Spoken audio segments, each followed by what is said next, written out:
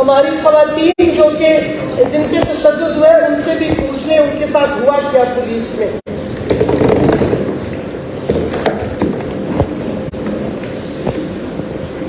شمائلہ اور خیبر آپ لوگ بولیں.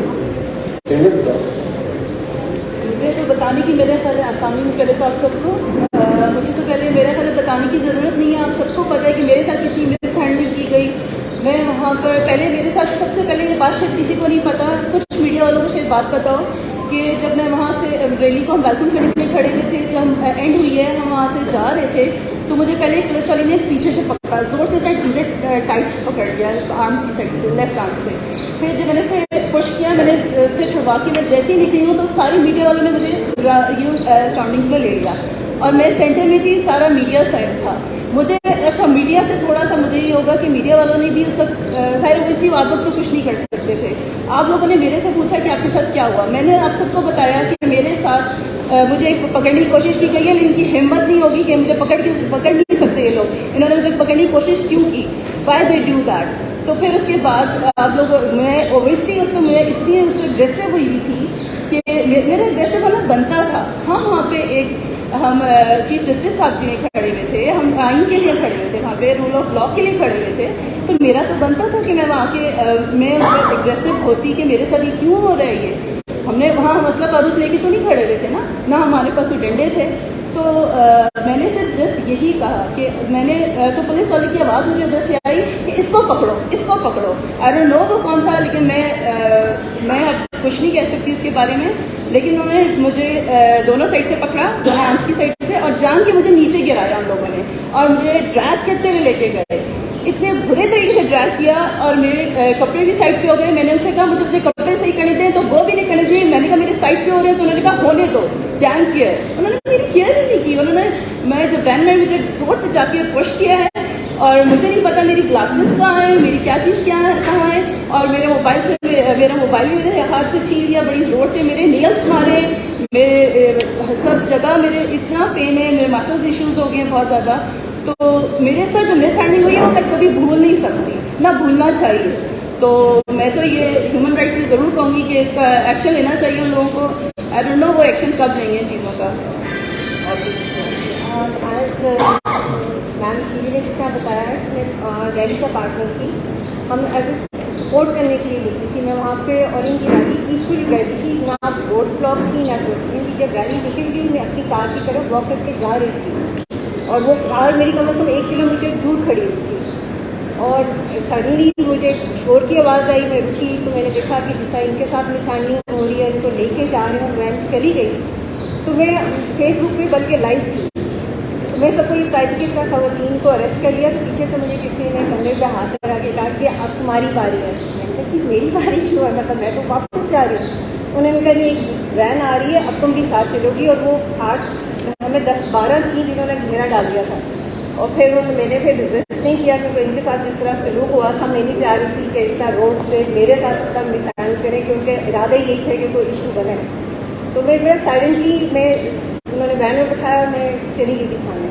لیکن تھانے جا کے افسوس اس لیے ہوا کہ وہاں پہ کسی کو کوئی پتہ نہیں تھا کہ ہمیں کیوں لے کے آئے ہیں, ہمارا گناہ کیا ہے, ہمارا مطلب جنہوں نے گرفتار کیا تھا ان کو بھی نہیں پتا کہ ہمیں کیوں وہاں پہ گرفتار کیا گیا تھا.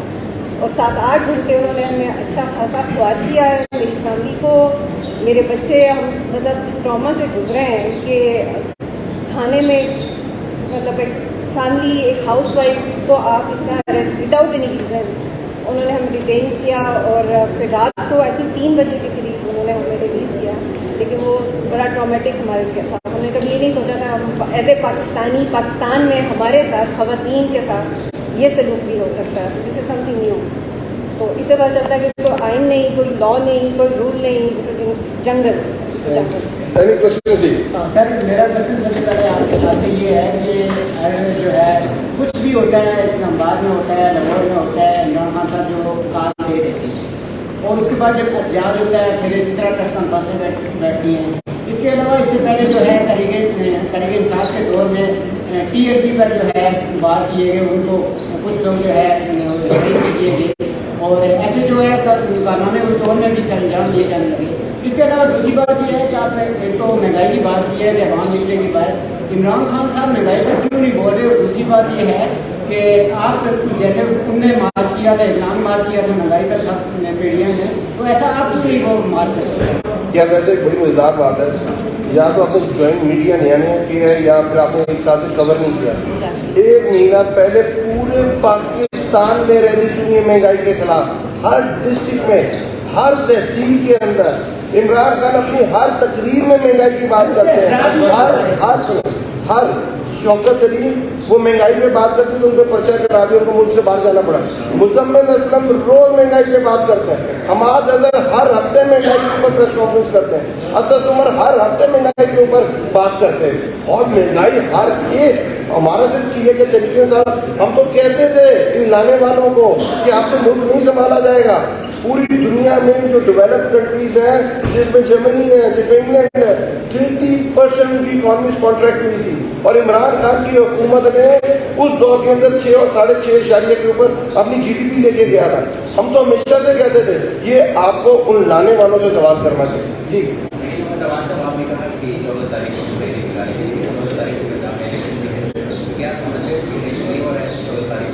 سر دیکھیں، آپ اگر الیکشن کون ہو جاتا ہے جو ہوا ہے، اور الیکشن کمیشن جس کا کانسٹیٹیوشنل کام ہی صرف الیکشن کرانا ہے، انہوں نے جن کا چارٹ کو دیکھنا نہیں ہے، پورے کلاس میں بھی تو ہے نہیں ہے.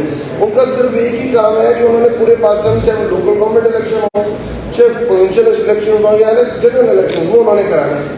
اگر وہ اسے ہولڈ کرتے ہیں، آپ کو اس سے پہلے بھی پتا ہے کہ ہائی کورٹ نے اسلام آباد کے اندر لوکل گورنمنٹ الیکشن کرانے کا کہا تھا، وہ اس سے بھی بھاگ گئے. اگر وہ اس سے پیچھے ہوتے ہیں، اگر وہ سپریم کورٹ کا جو ڈیسیژن آیا ہے وہ اس سے پیچھے ہوتے ہیں، PDM گورنمنٹ اسے اوبے نہیں کرتی ہے، تو انشاءاللہ تعالیٰ 14 تاریخ کو دوبارہ نہیں. جی میرا کوشچن میڈم سے ہے. میڈم، جس طرح آپ ہیومن رائٹس کی وزارت کر چکی ہیں، پرسوں ورلڈ بینک کے گروپ ہیومن ڈیولپمنٹ نے ایک ریشو ہمیں دیا جس میں پاکستان کی ہیومن کیپٹل ریویو 0.46 ہے. یہ بنگلہ دیش سے بھی بہت جو ہے ہم پیچھے آ چکے ہیں. تو ایز اے پوزیشن ہم اس ہیومن کیپٹل ریویو کو بڑھا سکتے تھے اگر اس پہ کام ہوا ہوتا. دیکھیں، آپ ہیومن کیپٹل تو اس وقت ہی بڑھا سکتے ہیں نا جب آپ کی انسانی حقوق کیا ہو. جب انسانی حقوق کی دھجیاں آپ نے اڑا دی ہیں تو پھر آپ ہیومن کیپٹل کی کیا بات کر رہے ہیں. اکانومی جو آپ کی ہے اور ہیومن کیپٹل ہے وہ لنکڈ ہے سیاسی اسٹیبلٹی سے، ہیومن رائٹس کی آبزرونس سے. آپ نے، میں بار بار کہتی ہوں، 7 international human rights convention sign کی ہیں. آپ سب کی دھجیاں اڑا رہے ہیں. یہ جو بچوں کو پکڑا ہے، ہم نے دستخط کیا ہوا ہے international convention on rights of the child پہ. آپ نہیں وہ بچوں کو اس طرح اٹھا کے ان پہ تشدد کر سکتے. لیکن ادھر قانون تو ہے ہی نہیں. جب آئین کو آپ نے دھجیاں اڑا دی ہے تو باقی رول آف لا اور قانون کدھر سے رہیں گے. اور ایک بات میں واضح کر دوں، کیونکہ چیری بلاسم نے کل بڑی ٹویٹس ماری ہے کہ جی اداروں کے خلاف خان صاحب بول رہے ہیں اور PTI بول رہی ہے. دیکھیں، اداروں کے خلاف ہم نہیں بول رہے تھے. نواز شریف، فضل الرحمان، زرداری، وہ ویڈیوز ساری ہیں، پھر سے ہم نے پوسٹ کی ہیں. لیکن اگر آپ ایک شخص جو غلط کام کرتا ہے کسی ادارے میں، اس کو آپ اگر نیم کرتے ہیں یا اس پہ تنقید کرتے ہیں، اس کا یہ مطلب نہیں کہ ادارے پہ تنقید ہے، بلکہ ادارے کو اس کی انویسٹیگیشن کرنی چاہیے. کالی بھیڑوں کو نکالنا چاہیے اداروں سے تاکہ ادارے نہ خراب ہو، اداروں پہ نہ وہ تہمت لگے جو 1 یا 2 شخص لگانا چاہ رہے ہیں. اس واسطے اداروں کی تنقید بالکل نہیں کر رہے خان صاحب. ہاں، شخصیتوں پہ کر رہے ہیں جنہوں نے تشدد کیا ہے، جنہوں نے قتلانہ حملہ کے پلاٹس بنائے. ایک ہوا وزیر آباد میں، ایک یہ جوڈیشل کمپلیکس میں بنا تھا. وہ حق بنتا ہے عمران خان کا کہ ان کا نام لیں جن لوگوں نے وہ سمجھتے ہیں ان کے خلاف قتلانہ اسکیمز بنائی ہیں اور کوشش بھی کی ہے. اور اگر آپ دیکھیں نواز شریف وغیرہ ان کو بھول گیا ہے. آصف زرداری نے ادارے کی کو اٹیک کیا تھا جب اس نے کہا تھا کہ DGISI کو ہندوستان بھیجو کویسچننگ کے لیے. یہ ہوتا ہے ادارے پہ تنقید کرنا، اداروں پہ تہمت لگانا. یہ جب زرداری نے امریکہ کو کہا میری مدد کرو میری فوج کے خلاف، یہ ہوتا ہے اداروں پہ تنقید کرنا. تو ذرا چیری بلاسم کا کام کم کرو، ہوش میں آؤ، دیکھو کس نے اداروں پہ تنقید کی ہے اور کون چاہتا ہے کہ ادارے صاف اور شفاف ہوں. اس واسطے جن لوگوں نے غلط کام کیے ان کی انویسٹیگیشن ہو اور ان کی اکاؤنٹیبلٹی ہو. ہر شخص کی اکاؤنٹیبلٹی جو غلط کام کرتا ہے ہونی چاہیے, چاہے وہ کسی ادارے میں بھی ہو. Thank you. میم لاسٹ آپ خان صاحب جو ہے نظریاتی ہونے کا دعویٰ کرتے ہیں اور لیکن دوسری جانب جو ہے وہ نجم ثاقب کی آڈیو لیک ہوتی ہے, اس کے بارے میں آپ کیا